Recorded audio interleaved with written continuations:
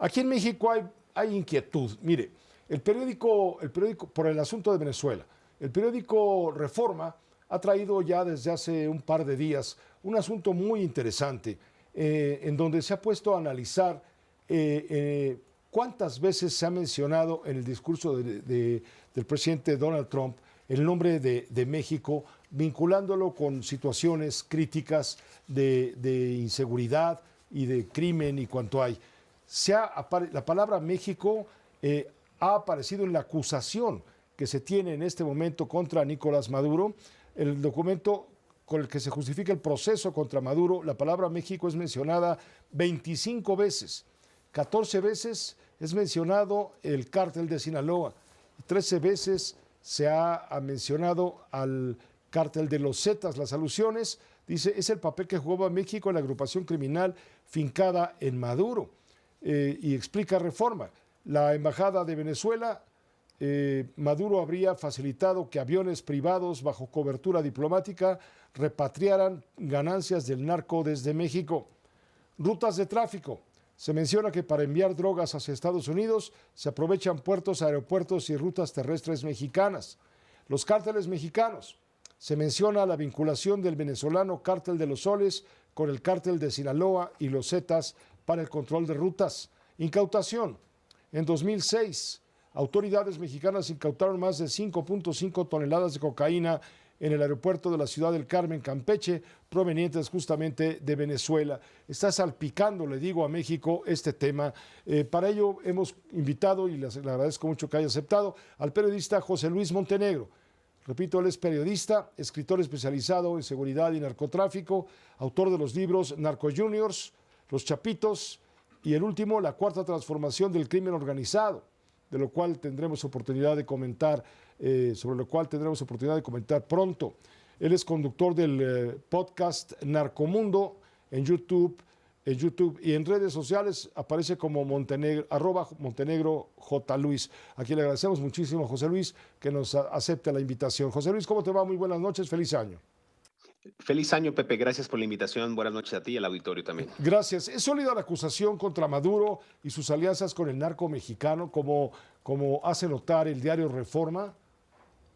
Totalmente, Pepe. Fíjate que en el indictment o en la sentencia, digamos, previa a este juicio o esta declaratoria de culpabilidad del propio Nicolás Maduro Moros, digamos, titular del Ejecutivo Federal en Venezuela, aunque muchos lo catalogan un dictador, la justicia en Estados Unidos sí sostiene que hay altos funcionarios venezolanos encabezados por Nicolás Maduro que facilitaron durante muchos años el envío de toneladas de cocaína en esta alianza de los Zetas que hoy conocemos como el Cártel del Noreste, en ese momento uno de los más violentos de México, según esta acusación de la Fiscalía del Distrito Sur de Nueva York. Es interesante porque habla, Pepe, de al menos 25 años de cómo estos líderes venezolanos tuvieron no solamente la implicación de militares, sino de políticos, operadores logísticos, en contubernio con elementos del crimen organizado, y detallan pues un mecanismo que lo estamos viendo replicado prácticamente en toda América Latina, que es un mecanismo de corrupción, de protección y de violencia que convierte a este país en una de las principales plataformas del narcotráfico internacional, Pepe. Mira, José Luis Montenegro dice en los señalamientos que de 1999 a 2020, en 99, el último año de Ernesto Zedillo, pasando por los sexenios de Vicente Fox, Felipe Calderón y Enrique Peña Nieto, así como el primer año de Andrés Manuel López Obrador, México no solo fue país de tránsito para la cocaína sudamericana rumbo a Estados Unidos, sino una plataforma logística para la operación del Cártel de los Soles, la estructura criminal atribuida a mandos del régimen venezolano encabezado por Nicolás Maduro. Es correcto, y fíjate, este texto judicial, además de esto que mencionas, sostiene también que los líderes venezolanos colaboraron con muchas de estas fuerzas subversivas que se establecieron en parte de Venezuela y, bueno, cárteles mexicanos. Me refiero a las FARC, las Fuerzas Armadas Revolucionarias de Colombia, el Ejército de Liberación Nacional y al menos 3 cárteles de la droga: el cártel de Sinaloa, los Zetas, ya decía yo, que ahora en su fusión y última decisión en 2015 que se convierten en el cártel del noreste y que son catalogados por Estados Unidos como organización terrorista, y también el Tren de Aragua. Y esta relación, como bien referías tú anticipando esta introducción, esta colaboración, esta relación criminal no solo involucró a Venezuela, involucró a México, operó como una estructura, vamos a decir, multinacional con conexiones en Colombia, Centroamérica, que tenían al final, pues como ruta o como objetivo final el trasiego de drogas hacia Estados Unidos.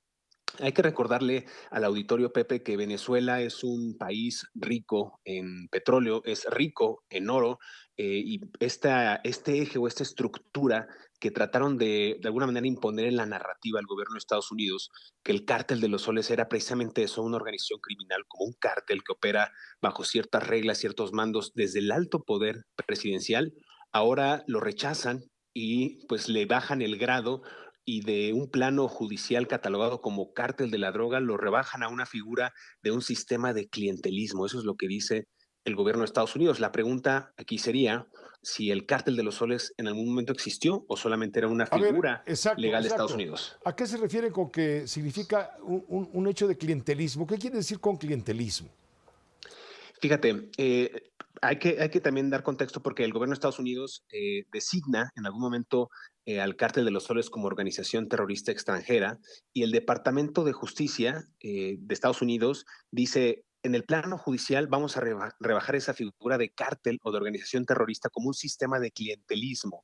Eso es lo que ellos dicen, eliminar y así eliminar al presidente de Venezuela, Nicolás Maduro, como líder de este grupo narcotraficante. Este sistema de clientelismo es lo que yo te refería al principio, es decir, un sistema de políticos, un grupo de políticos, un grupo de militares o de funcionarios públicos que hicieron del poder o de sus funciones en el poder precisamente un andamiaje político criminal, se aliaron con grupos de la delincuencia organizada y operaron esta misma red y estructura para sus fines ilícitos. En esto, ¿cuál era el fin ilícito de este supuesto cártel de los soles o de esta organización encabezada por Nicolás Maduro, Dado Cabello? Pues era traficar precisamente cocaína, y no solo eso, también hubo algunas otras cuestiones que ya detallará el gobierno de Estados Unidos, como el propio tráfico ilegal de combustible, inclusive el tráfico de oro, ¿no? De estos personajes allá en Venezuela.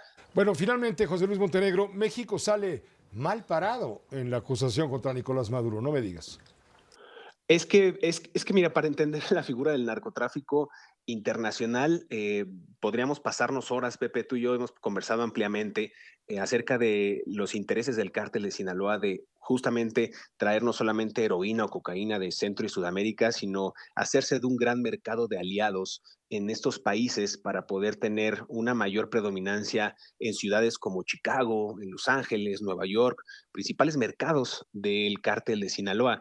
México sale muy mal parado porque es, digamos, una ruta que viene de, insisto, de Sudamérica y Centroamérica hacia Estados Unidos. Este engranaje criminal no se podría entender sin estas conexiones políticas, sin estas conexiones militares y sobre todo con la anuencia de varios gobiernos de América Latina.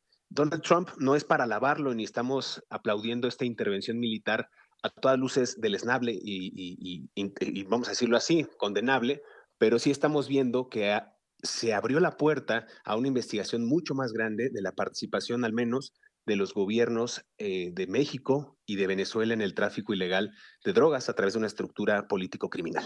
Exacto, y eso es lo que inquieta mucho, desde luego en Venezuela, pero también en México, porque a pesar de que la presidenta de la República ha salido a la escena política, a la escena internacional, a señalar que México no teme una invasión, una intervención directa de Estados Unidos para esto, sabemos muy bien que el presidente Trump conoce muy bien cómo están operando los cárteles en México y a veces se excede en llamar a la presidenta una mujer muy agradable, sensacional, pero al mismo tiempo temerosa, porque los cárteles son los que dominan.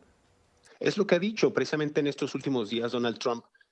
Textualmente, literalmente ha dicho, hay que hacer algo con México porque los cárteles están gobernando el país.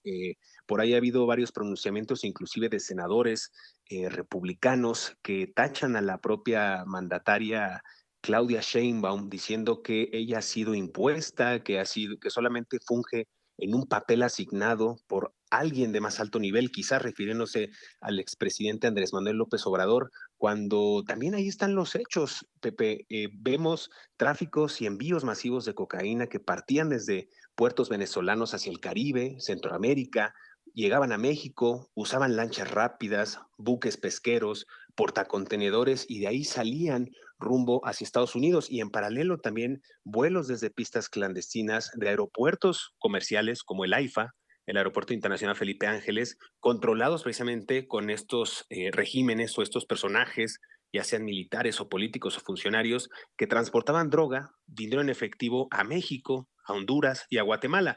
Todo esto en un expediente judicial que señala la cooperación de Venezuela con los Zetas, con el cártel de Sinaloa y con el Tren de Aragua. Parecería una serie digna de Netflix, Pepe, pero es una realidad desastrosa que estamos viviendo en este conflicto llamado cruzada o guerra contra las drogas que parece no terminar ni en México ni en América Latina. Sí, pues vamos a esperar el documental de Netflix para enterarnos de cuál ha sido la verdad hasta el momento. Muchas gracias, José Luis Montenegro. Esperamos verte pronto para poder comentar justamente tu último libro, el cual nos enviaste y te agradezco mucho, el libro titulado La Cuarta Transformación del Crimen Organizado. Te agradecemos muchísimo, José Luis, que nos hayas contestado. Gracias, Pepe. Te mando un gran abrazo. Siempre es un placer estar contigo. Feliz año a ti y al auditorio nuevamente. Igualmente, que te vaya muy bien. Gracias, José Luis Montenegro, periodista y escritor. El arresto de Maduro fue una acción policial, no fue una invasión. Es lo que dice el embajador de los Estados Unidos ante la OEA, Leandro Rissuto. Dijo en sesión extraordinaria del organismo que, para ser claros, EU no invadió Venezuela. Esta fue una acción policial dirigida que resultó en el arresto de un criminal acusado y su cómplice con el objetivo de llevarlos ante la justicia de EU. Invitó a leer las acusaciones formales de marzo de 2020 y de enero de 2026 que dijo incluyen 25 páginas de crímenes atroces contra la vida de los estadounidenses. Estados Unidos defendió, pues, ante la OEA la incursión en Caracas para llevarse a Maduro y a su esposa Cilia Flores. Una pausa breve, volvemos enseguida. En instantes regresa José Cárdenas.